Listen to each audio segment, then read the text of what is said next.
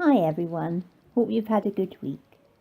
So in this week's vlog, it's time for my first flight without my family to go to two Westlife concerts at the Point in Dublin. It was my first visit to Ireland and we spent the first few days seeing all of the Dublin sights. I'd really hoped to go to Sligo too, but the girls I was with had already been and didn't want to go again. These days I'd have just gone on my own, but I wasn't that brave 18 years ago. So I really think I'm the only UK-based Westlife superfan that's never been. Sarah arrived on the Saturday and I was going to the concert with her that night. We knew it was going to be live on Sky Box Office and we were in the third row, but I don't think we realised quite how much we'd be shown. A few times when it looked like the camera was on us, I'd say to Sarah, "There's no red light, he's not recording."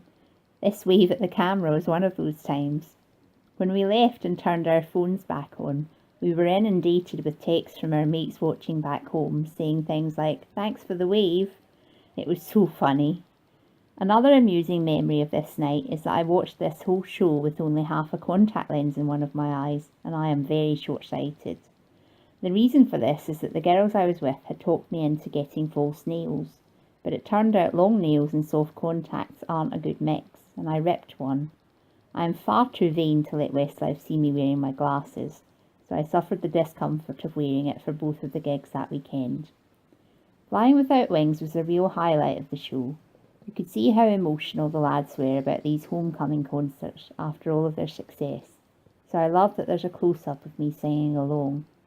This same shot of me was also used on the screens every night of the Number Ones tour in 2005 during Westlife's performance of Flying Without Wings. The next night was the last night at the Point after a record-breaking 13-night run. We had got really lucky on tickets as my friend happened to be on Ticketmaster when the date was added at a totally random time and was allocated 6 front-row tickets. But she didn't have a credit card, so rang me in a panic. I was in the basement kitchen of my halls and my purse was up in my room. I'd never ran up those 3 flights of stairs so fast. This was a great gig.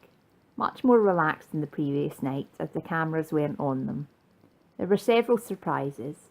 At the bit where Brian normally came out and sang a bit of Teenage Dirtbag, he actually did Mustang Sally.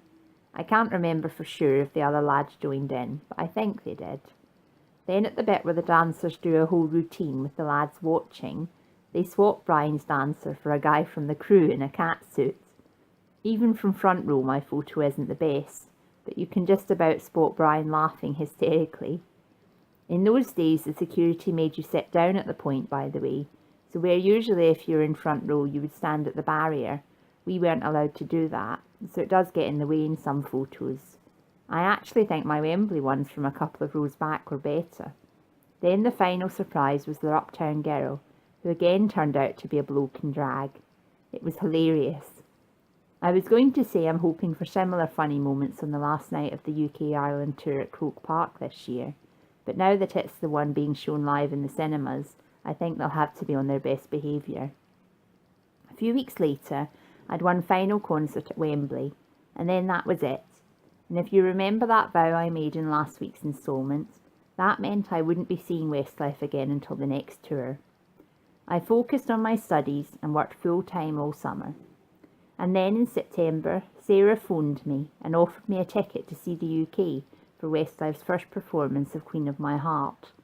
But to find out what I said, you'll need to watch the next instalment, which will be in 2 weeks' time as I'm having a break for Easter.